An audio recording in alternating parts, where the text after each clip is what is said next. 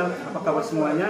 Salam sehat dan salam soccer, karena memang untuk Speak Up edisi kali ini kita ada dalam suasana menjelang laga final Champions antara Real Madrid versus Liverpool untuk Champions 2022, dan kita akan melakukan perbincangan. Sedianya Sultana juga mengundang dari Peremi Rotendao dan juga dari Kopites dari Liverpool hadir bersama-sama. Akan lebih bagus kalau kedua finalis fansnya ada di Rotendao hadir, tetapi mungkin karena kesibukan atau hal lain sehingga tidak hadir, tetapi tidak masalah. Ada bersama kita adalah Coach Petson, seorang analis sepak bola di Rotendao, dan kita akan bincang-bincang bersama Coach Petson analisanya terhadap laga final. Coach, final tahun ini di mata Coach seperti apa? Mengomentari Real Madrid dan Liverpool ini, mungkin statement awal atau analisa awal atau komentar awal. Baik, salam olahraga untuk penggemar sepak bola dimanapun berada. Terima kasih atas baik ini untuk kita bisa berbincang-bincang tentang final Liga Champions pada dini hari nanti, mempertemukan antara Real Madrid dan Liverpool. Dan sama kita tahu bahwa kedua klub ini punya sejarah yang panjang di dalam kompetisi sepak bola Eropa, dan tentu untuk memprediksi siapa yang menang dan mengondol si kuping besar ini tentu butuh suatu analisis yang mendalam terkait dengan kekuatan dari kedua tim ini, dan tentu faktor mental juga berbicara di sini. Dan jangan lupakan bahwa Dewi Fortuna itu yang terakhir. Kira-kira berpihak kepada tim yang mana? Dari saya seperti itu. Ya, jadi memang posisi sekarang 50-50 ya, Coach ya, untuk final ini. Nah, mungkin Coach bisa memberikan tadi kan beberapa faktor, skuad, pelatih, yang kemudian nanti Dewa Fortuna, strategi dan lain-lain, tapi mungkin satu persatu Coach bisa mengkomparasikan atau membandingkan, menganalisis kedua tim ini. Dan kalau kita bicara prestasi, kita bicara antara kedua pelatih, karena memang pengalaman meraih trofi lebih banyak kepada Carlo Ancelotti. Tapi bahwa khusus sekarang yang lebih Montero lebih naik daun Jurgen Klopp dengan bagaimana dia membangun sebuah tim seperti Liverpool untuk menjadi sebuah kekuatan sepak bola baik di Liga Inggris maupun di Liga Champions di Liga Eropa. Dan kalau kita lihat bahwa Liverpool saat ini bukan hanya disegani di kancah sepak bola Inggris, tapi juga untuk level sepak bola Eropa Liverpool bicara pada papan atas. Sehingga kita tidak bisa menafikan bahwa Liverpool adalah tim di bawah, tidak? Karena kekuatan Liverpool justru kalau kita mau lihat dari sisi permainan dan kualifikasinya berada di atas Real Madrid. Tapi kita jangan lupakan bahwa faktor mental juara, daya juang dari Real Madrid juga membawa mereka sampai kepada babak final. Dibuktikan ada beberapa pertandingan terakhir mereka ketinggalan tetap comeback dan bahkan memenangkan lawan City maupun Chelsea ya. Chelsea, PSG, artinya 3 pertandingan di fase knockout itu dilewati oleh Madrid dari sebuah perjuangan yang berat. Karena mereka tertinggal, setelah itu membagikan keadaan dalam suatu momen-momen yang sangat, menurut saya sangat luar biasa. Selain mentalitas juga memang faktor keberuntungan juga di situ, tetapi kita lihat bagaimana mentalitas dan mental juara dari Madrid sangat-sangat membuat mereka bisa sampai pada final. Pada final. Oke, jadi mentalitas Madrid, oke, pelatih ya trennya sama ya, walaupun terakhir terkini Jurgen Klopp memang naik daun. Ya, kemudian mungkin Coach ke skuadnya baik dari lini belakang, tengah maupun lini serang dari kedua tim ini. Baik, sebelum saya membahas terkait dengan kekuatan dari kedua tim, terutama head-to-head antara barisan belakang, kiper sampai dengan penyerang, saya melihat bahwa ada 2 perbedaan strategi permainan oleh kedua tim. Kita lihat bahwa untuk Real Madrid sendiri selama kompetisi Liga Champions ini mereka cenderung ketika awal-awal babak pertama sampai dengan pertengahan itu mereka cenderung menunggu, bertahan membaca situasi. Nah, beberapa kali kita lihat bahwa ketika dalam momen mereka ketinggalan baru mereka keluar penyerang, dan itu sangat berbahaya dan sangat berhasil.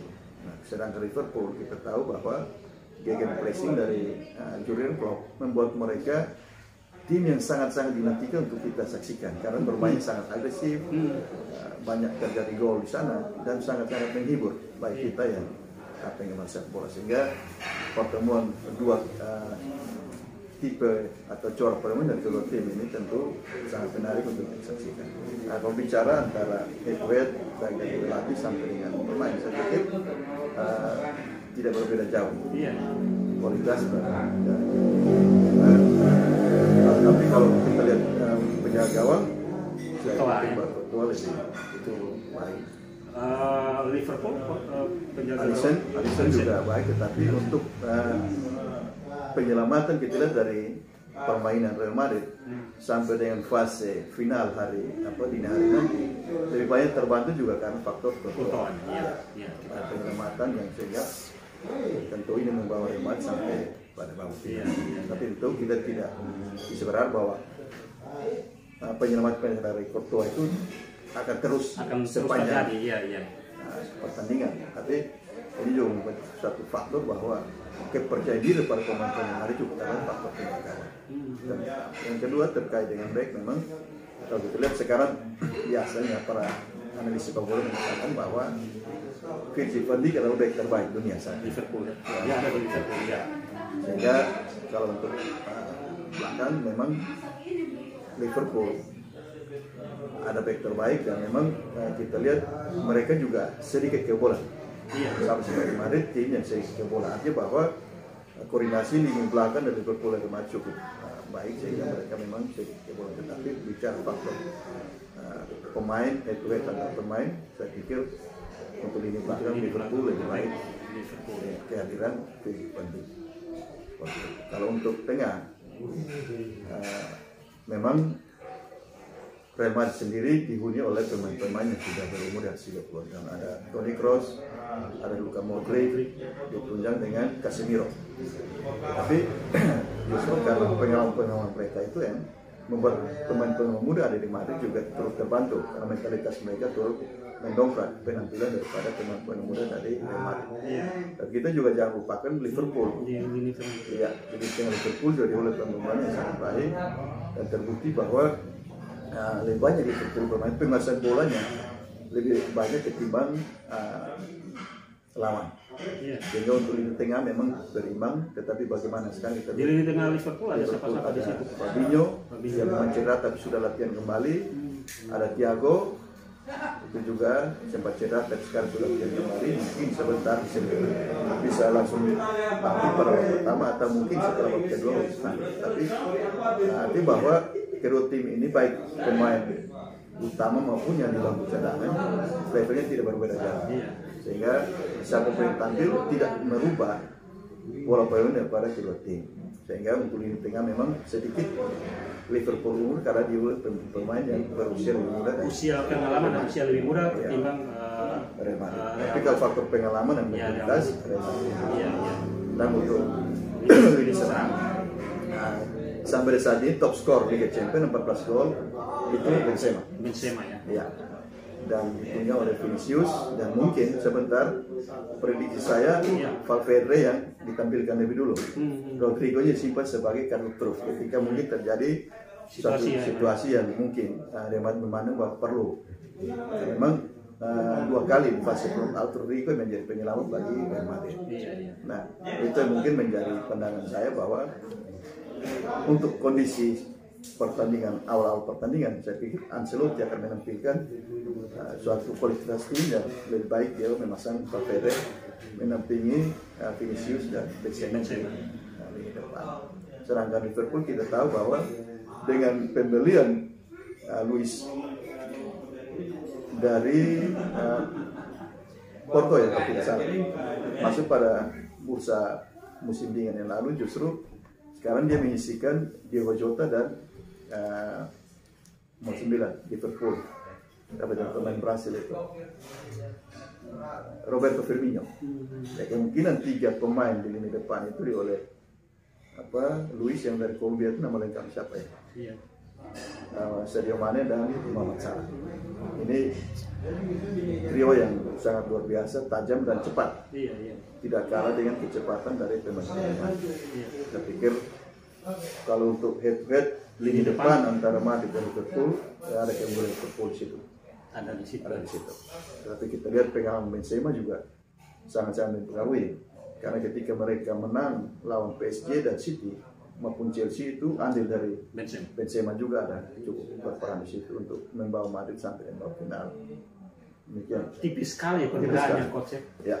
Dan kalau dalam situasi seperti ini, maka faktor apa yang bisa nanti akan membuat pembeda dalam laga ini, seandainya kekuatan dua tim ini memang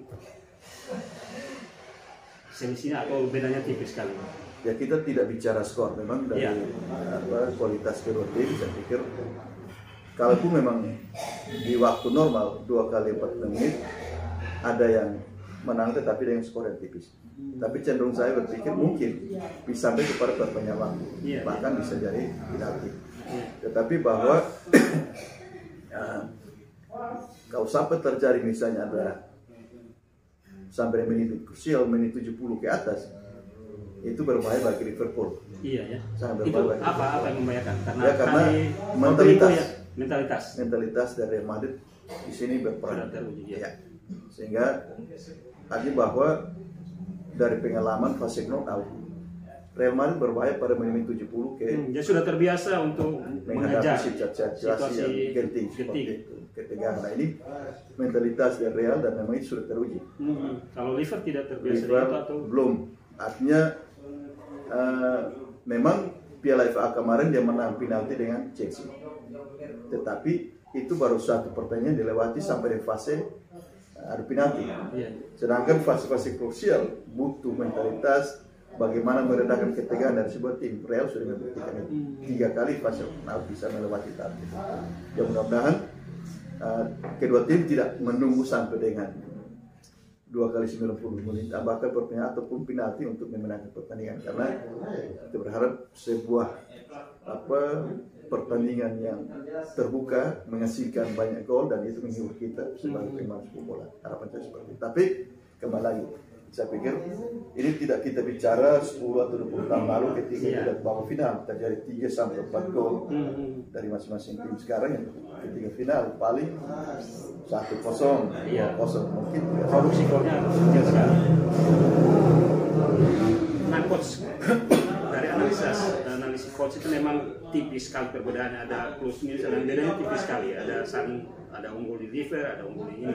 Nah, kalau posisi seperti ini kan kita pasti larinya ke pelatih dan taktik atau strategi, atau apakah itu dibutuhkan dalam formasi dan lain-lain. Analisa coach, manakala terjadi kebuntuan atau situasi kritis bagi kedua tim ini, seperti apa analisa coach atas yang dilakukan oleh pelatih dari kedua tim?